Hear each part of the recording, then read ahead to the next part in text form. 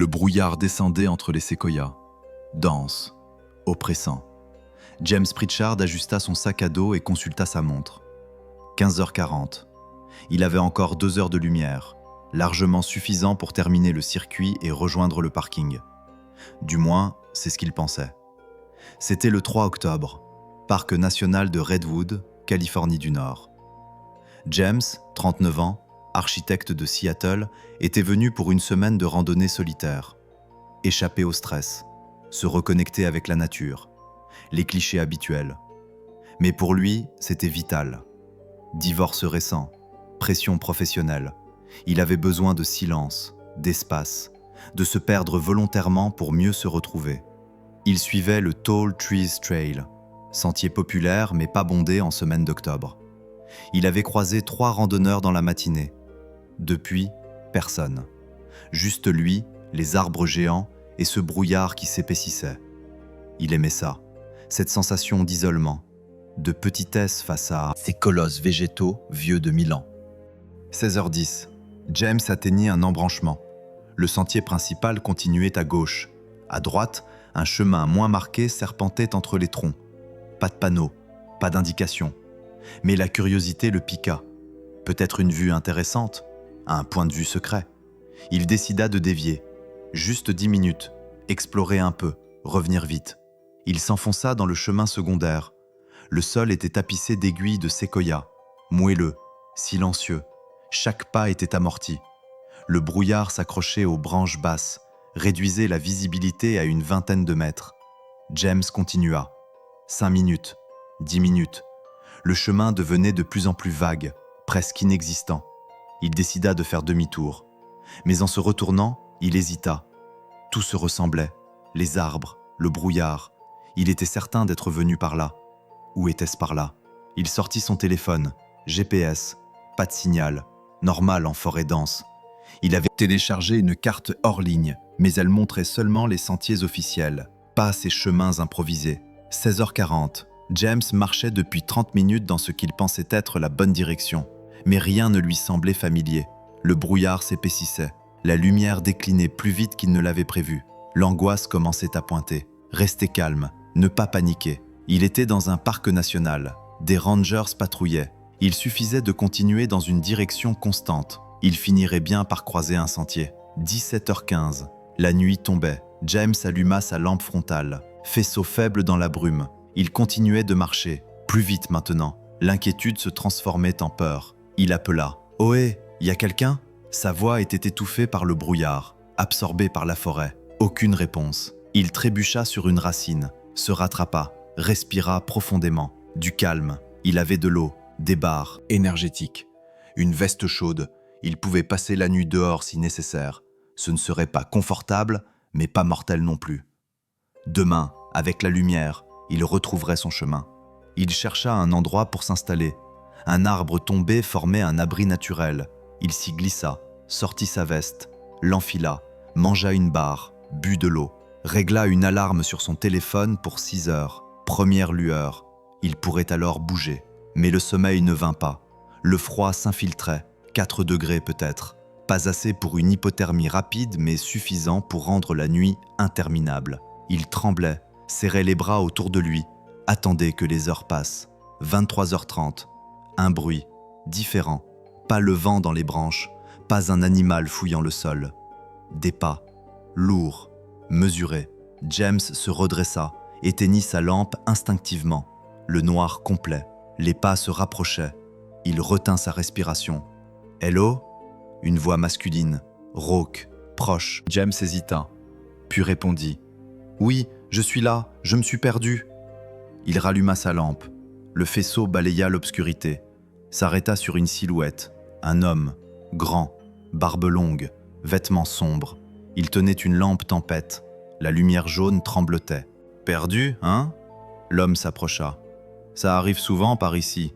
Le brouillard est traître. » Son sourire était étrange, pas vraiment amical, plutôt amusé, comme s'il savait quelque chose que James ignorait. James se leva. « Vous connaissez le chemin pour retourner au sentier principal ?» L'homme hocha la tête. « Bien sûr, je vis pas loin. Je peux vous montrer. Ou vous pouvez passer la nuit chez moi. Repartir demain matin quand c'est plus sûr. C'est pas loin. 10 minutes. James hésita. Quelque chose le mettait mal à l'aise. Mais l'alternative était de rester dehors toute la nuit, grelottant, sans savoir où aller au matin. C'est gentil, merci. Je m'appelle James. Il tendit la main. L'homme la serra, poigne forte, presque douloureuse. Ray, enchanté. Ils marchèrent, Ray devant, James derrière.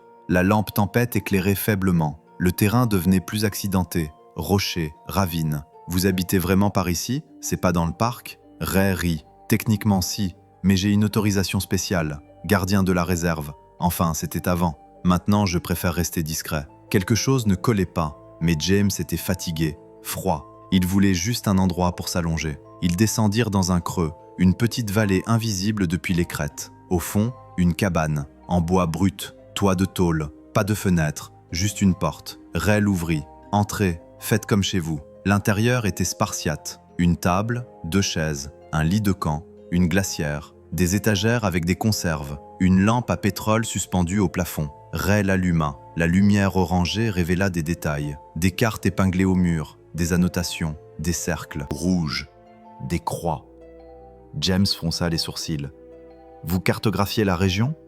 Ray se tourna. Son sourire avait disparu. On peut dire ça. Asseyez-vous. Je vais vous préparer quelque chose de chaud. James s'assit, mal à l'aise maintenant. Il observait Ray bouger, sortir une casserole, verser de l'eau, ajouter quelque chose. Du café? Du thé? Il ne voyait pas bien. Tenez, buvez ça, ça va vous réchauffer. Ray tendit une tasse fumante. James la prit, renifla. Odeur étrange, amère. C'est quoi? Ray sourit à nouveau. Une tisane maison, plante locale, excellente pour la fatigue. James porta la tasse à ses lèvres, hésita. Quelque chose dans le regard de Ray, insistant, presque impatient. James reposa la tasse. En fait, je suis allergique à certaines plantes. Je préfère pas prendre de risques, mais merci. Ray resta immobile. Le sourire se figea, devint un rictus. Dommage, ça aurait été plus simple. Avant que James ne puisse réagir, Ray bondit, rapide, incroyablement rapide pour sa corpulence. Il saisit James par le col, le plaqua contre le mur. James se débattit, donna un coup de coude, toucha les côtes. Ray grogna mais ne lâcha pas.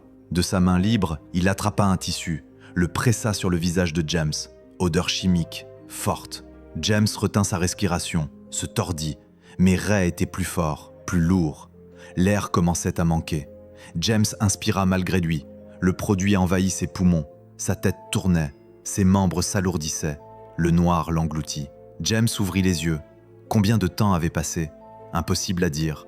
Sa tête pulsait, nausée. Il essaya de bouger, ne put pas. Ses poignets étaient attachés, ses chevilles aussi. Il était allongé sur quelque chose de dur, froid, de la pierre. Il tourna la tête, obscurité presque totale. Juste une lueur lointaine, tremblotante. Il tira sur ses liens. Métal, des chaînes, cadenassées à des anneaux scellés dans la roche. Son cœur s'emballa. Où était-il? Que s'était-il passé? Il appela. « Ray, qu'est-ce que vous faites? Laissez-moi partir !» Sa voix résonna, écho. Il était dans une cavité, une grotte. Des pas s'approchèrent. Ray apparut dans la lueur. Il portait la lampe tempête. Son visage était calme, presque serein. « Vous êtes réveillé? Bien. J'ai calculé la dose pour pas que vous dormiez trop longtemps. J'aime bien quand ils sont conscients dès le début. » James sentit la terreur le glacer. « Quand ils sont conscients? Qu'est-ce que ça veut dire? Laissez-moi partir. Les gens savent où je suis. Ils vont me chercher. » Ray s'assit sur une pierre, posément. « Personne ne sait où vous êtes. Vous avez dévié du sentier. Vous vous êtes perdu. Dans le rapport officiel, vous serez juste un randonneur imprudent disparu dans le brouillard. Ça arrive 4 à 5 fois par an dans ce parc. La plupart sont retrouvés, certains non. Vous ferez partie de la 2e catégorie. » James tira violemment sur les chaînes. Douleur explosa dans ses poignets. Le métal mordait la chair. « Qu'est-ce que vous me voulez? De l'argent? Je peux vous donner de l'argent. » Ray secoua la tête. « Je ne veux pas votre argent. Je veux votre temps, votre présence. Vous voyez, je vis seul ici depuis longtemps. Trop longtemps peut-être. J'ai besoin de compagnie, de conversation. Et les gens qui passent, ils ne restent jamais assez longtemps. » La folie dans ses mots était palpable. James essaya de rester calme, raisonner. « Ray, écoutez, si vous me laissez partir, je ne dirai rien, je promets. Vous pouvez continuer votre vie tranquillement, personne ne saura. » Ray rit, un rire sans joie. Ils disent tous ça, au début, mais je sais que c'est faux. Alors je les garde, le temps qu'il faut, jusqu'à ce qu'ils comprennent, ou jusqu'à ce qu'ils arrêtent de parler. James sentit les larmes monter. Les gardes? Combien? Combien de personnes vous avez fait ça? Ray réfléchit. Vous êtes le 7e. Non, le 8e. J'oublie toujours celui de 2019. Il est resté seulement 3 semaines. Les autres, plus longtemps. Le record est 5 mois. Michael, brave type. On avait de bonnes discussions, jusqu'à ce que ses reins lâchent. L'horreur submergeait James. Vous les tuez? Ray fronça les sourcils.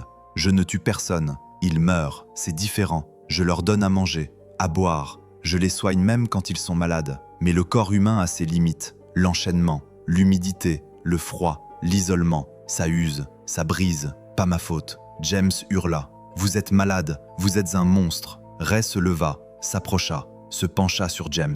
Son haleine sentait le tabac froid. Peut-être, mais vous êtes là maintenant, et personne ne viendra. Alors autant accepter, ça rendra les choses plus supportables. Ray repartit, la lumière s'éloigna. James resta dans le noir, enchaîné, seul. Sa respiration était rapide, saccadée, panique. Il devait réfléchir, se calmer, trouver une solution.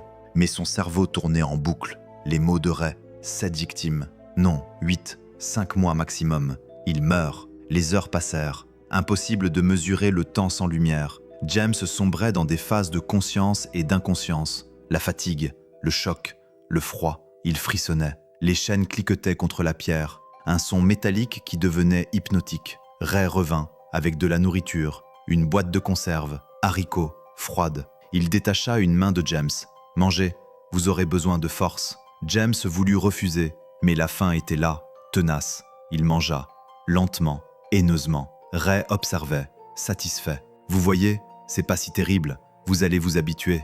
Pourquoi vous faites ça ?» James parvenait à peine à parler. Ray s'assit à nouveau, comme pour une conversation banale. « Vous voulez vraiment savoir? Ou c'est juste pour gagner du temps ?» James le fixa. « Je veux savoir. » Ray haussa les épaules. « J'étais ranger, vraiment, pendant 15 ans.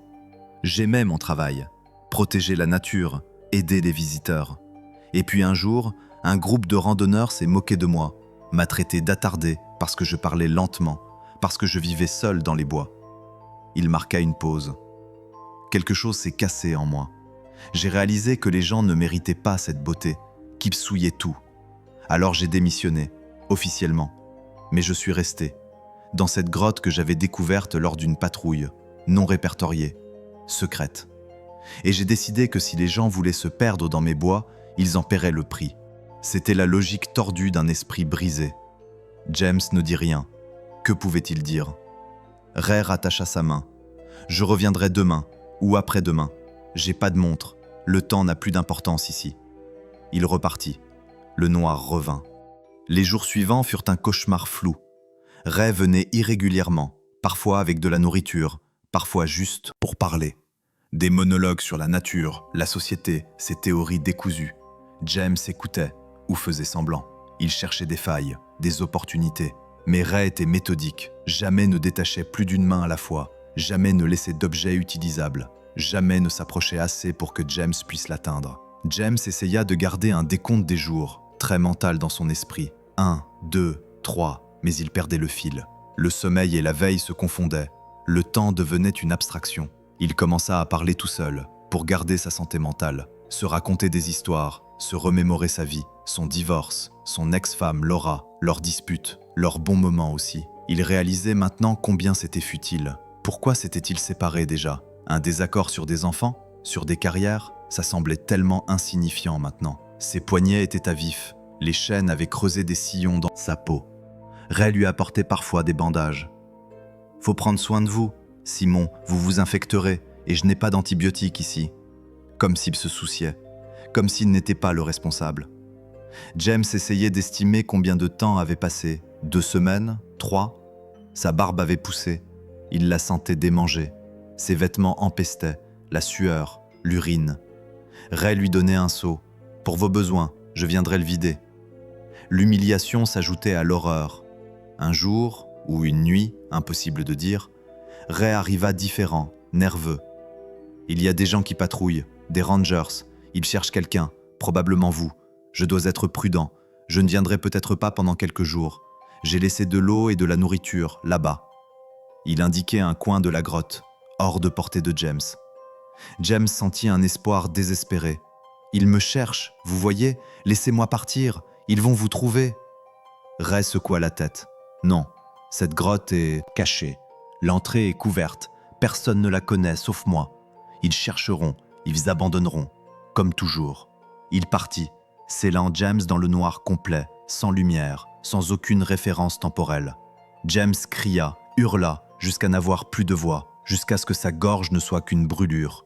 Personne ne l'entendit. Ou si quelqu'un l'entendit, le son était trop étouffé, trop lointain, noyé dans l'épaisseur de la roche. Il resta là. Combien de temps? 2 jours? 4? Il perdait conscience, se réveillait, buvait la condensation qui coulait sur les parois. Près de lui, atteignable avec sa langue en se tordant. C'était dégradant, animal, mais c'était survivre. Ray revint. Ils sont partis. L'alerte est levée. Vous êtes officiellement présumé mort, probablement tombé dans un ravin ou attaqué par un animal. Les hypothèses habituelles. Il semblait presque joyeux. Ça veut dire que personne ne cherchera plus. On peut reprendre notre routine. Quelque chose se brisa en James.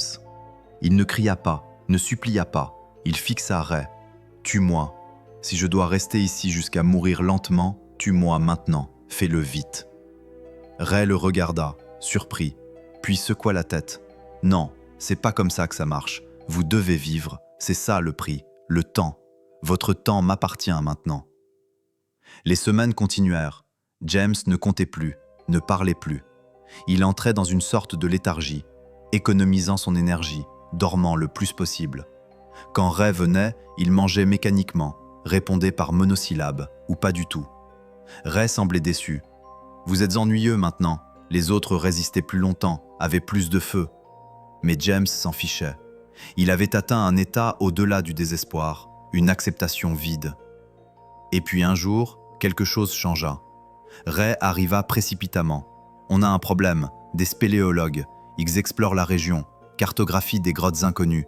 Ils risquent de tomber sur celle-ci. » Il détacha James complètement, pour la première fois. « On doit bouger, plus profond, où personne n'ira. » James était trop faible pour résister. Ray le traîna plus loin dans le réseau souterrain, à travers des tunnels étroits, des cavités à peine praticables. Finalement, une salle minuscule, isolée. Ray attacha à nouveau James, avec de nouvelles chaînes, plus courtes, moins de mouvements possibles. « Désolé, c'est moins confortable, mais c'est temporaire, le temps qu'ils finissent leur travail. » Ray partit et ne revint pas. Un jour passa, 2 jours. James sentait la déshydratation le consumer. Ses lèvres craquelaient, sa langue gonflait. Il avait mangé ses dernières réserves. L'eau était épuisée. Ray avait-il oublié? Avait-il eu un accident? Avait-il été arrêté? James dérivait. Hallucination. Il voyait Laura. Elle lui parlait. « Tiens bon, James, tiens bon. » Mais c'était son esprit qui se décomposait. Il le savait. Il fermait les yeux, attendait la fin. Un bruit, lointain. Des voix, réelles ou imaginées. Il n'avait plus la force de crier. Les voix se rapprochaient. Des lumières dansaient sur les parois. Par ici, il y a une ouverture. Des gens, réels, des sauveteurs. Une lumière l'aveugla. Mon Dieu, il y a quelqu'un. Des mains le touchaient, détachaient les chaînes. Restez avec nous, vous m'entendez? Restez avec nous. James essayait de parler. Aucun son ne sortait, juste un râle. Il fut extrait, remonté à la surface. Le soleil. Il ne l'avait pas vu depuis combien de temps? 6 semaines? 2 mois? Il ne savait plus. Les secouristes travaillaient rapidement. Perfusion, couverture, hélicoptère. À l'hôpital, les médecins découvrirent l'ampleur des dégâts. Déshydratation extrême, malnutrition sévère, infections multiples, lésions nerveuses aux poignets et chevilles, perte de masse musculaire, troubles psychologiques profonds. Il avait perdu 28 kilos, sa barbe était longue, ses cheveux emmêlés, ses yeux vides. L'enquête fut lancée immédiatement. James, après plusieurs jours de soins intensifs, put parler, raconter. Ray, la cabane, la grotte, les autres victimes, l'horreur. Les rangers et la police retournèrent dans la zone, cherchèrent la cabane, la trouvèrent, abandonnée, vide. Ray avait disparu. Mais dans la cabane, des preuves, des effets personnels, des identifications, 7 noms différents, 7 personnes portaient disparues sur les 10 dernières années dans le parc et les environs. La grotte fut explorée entièrement. Dans les profondeurs, ils trouvèrent des restes, 3 corps, à différents stades de décomposition. Les analyses ADN prirent des semaines. Finalement, 3 victimes identifiées. Michael Torres, porté disparu en 2020. Sarah Kim, disparue en 2018. Et un 3e, jamais formellement identifié, trop dégradé. Les recherches de Ray continuèrent, Son vrai nom était Raymond Hutchins, ancien ranger effectivement, démissionné en 2015 après des évaluations psychologiques problématiques, depuis disparu des radars, vivant clandestinement dans le parc, connaissant chaque recoin, chaque grotte, chaque refuge. Il ne fut jamais retrouvé. Soit il s'était enfui loin, soit il était mort quelque part dans la nature qu'il prétendait protéger, soit il se cachait encore, attendant, observant, cherchant une nouvelle victime. James passa 6 mois en rééducation, physique et mentale. Les chaînes avaient laissé des cicatrices permanentes, mais c'étaient les cicatrices invisibles qui pesaient le plus. Le noir, le froid, les semaines d'isolement. Il ne pouvait plus dormir sans lumière, ne pouvait plus entrer dans des espaces fermés, développa une claustrophobie sévère. Laura vint le voir, à l'hôpital, puis pendant la rééducation, ils parlèrent, vraiment parlèrent, pour la première fois depuis des années. « Je suis désolée, dit-elle, pour tout, pour ne pas avoir été là. » James secoua la tête. Tu ne pouvais pas savoir, personne ne pouvait. Ils ne se remirent pas ensemble, trop de choses avaient changé. Mais ils restèrent proches, amis, alliés dans le processus de guérison de James. Les médias couvrirent l'affaire massivement. L'horreur du Redwood, le randonneur survivant, le monstre des séquoias. James refusa toutes les interviews, il voulait juste oublier. Mais comment oublier 63 jours enchaînés dans le noir? Parce que c'était ça finalement, 63 jours, calculés à partir des registres du parc et des témoignages, 2 mois et 2 jours, dont les 10 derniers sans raie, sans nourriture, sans eau presque, seul dans une obscurité absolue, attendant la mort qui ne venait pas assez vite. James ne retourna jamais en forêt, même les parcs urbains le rendaient nerveux. Il déménagea à Phoenix, Arizona, désert, espace ouvert, ciel visible partout. Il changea de carrière, ne put plus se concentrer sur l'architecture, devint consultant, travail à domicile, contrôle total de son environnement. Les cauchemars persistaient. Raie dans le noir, les chaînes qui se resserraient, l'impression d'étouffer. Il se réveillait en sueur, vérifiait les portes, les fenêtres, s'assurait qu'il pouvait sortir, toujours. 3 ans plus tard, un randonneur trouva des ossements, dans une cavité reculée du parc Redwood. Les analyses montrèrent qu'il s'agissait de Raymond Hutchins, mort depuis environ 2 ans. Cause probable, chute, fracture du crâne. Il était tombé dans un de ces pièges naturels qu'il utilisait pour ses victimes. Ironie macabre, justice poétique peut-être. James reçut la nouvelle avec un mélange de soulagement et de vide. Ray était mort, ne ferait plus jamais de mal à personne. Mais ça ne changeait rien à ce qui s'était passé. Ça ne rendait pas les 63 jours, ça n'effaçait pas les cicatrices. Il continua sa thérapie, année après année, apprit à vivre avec, pas à surmonter. On ne surmonte pas ça. On apprend à porter, à fonctionner malgré, à trouver des moments de paix entre les flashbacks. Aujourd'hui, James a 45 ans. Il vit toujours à Phoenix, a rencontré quelqu'un, Emma. Elle connaît son histoire, patiente avec ses peurs, ses rituels, son besoin de contrôle. Ils construisent quelque chose, lentement, prudemment. James ne parle presque jamais de ce qui s'est passé. Mais parfois, tard le soir, quand Emma dort, il reste éveillé, regarde le plafond, et il pense aux 3 victimes retrouvées, à celles qui ne l'ont jamais été,